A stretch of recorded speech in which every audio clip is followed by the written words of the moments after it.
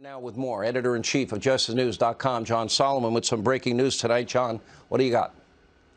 Yeah, listen, for the first time, we have confirmation that the FBI and the Justice Department believes it over-collected evidence when it was at Mar-a-Lago, meaning it collected evidence that was not covered by the search warrant.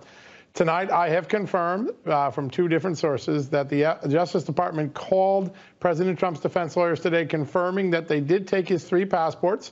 They are making arrangements to send it back, saying they are obligated to return it because it's outside the scope of the subpoena. They have also informed the Trump defense lawyers, the Justice Department has, over the last few days, that there's likely privileged materials that the FBI collected that now has to be segregated and returned to the president. Those privileges could be attorney-client privilege or, more likely, executive privilege.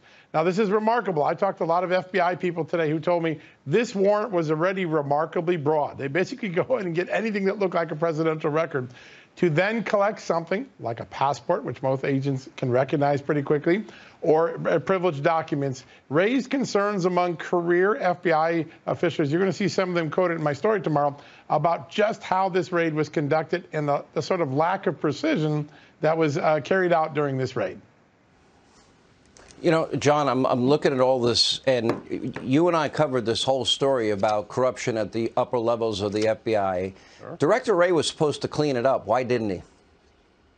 It's a great question, right? I think a lot of people I talk to say if you don't have accountability for the people who did it before, you never clean up the system that comes after it. The temptation to do these things, to go overly broad, to cheat on a warrant or to mislead a court or mislead Congress is high because really no one paid a terrible penalty for what happened during Russia collusion. And I think most of the experts I've talked to in the last 3 or 4 or 5 weeks, are we back at another point that looks like Russia? Increasingly, they're saying, yes, that the basic rules are not being followed.